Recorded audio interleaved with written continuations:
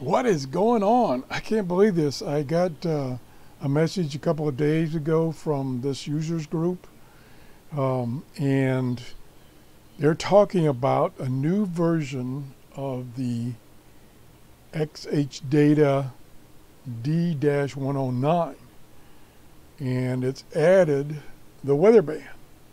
And Radio Allen, who I've shown you many of his reviews, does excellent reviews, mentions on this users group he had one about a month ago, and it works identically to the original D109, excuse me, but they've added the features of the weather band, emergency siren, voice and music tone switch, and he said he will be posting a review on his website. I'm looking forward to that. Now, this was posted October 7th. Today is October 9th. I did a search, and here it is. This is the XHData website. There it is, D109 weather band. $1,000? No. I did a review of the original D-109, and I think it was like $40 or something. So this has got to be some kind of fluke or something.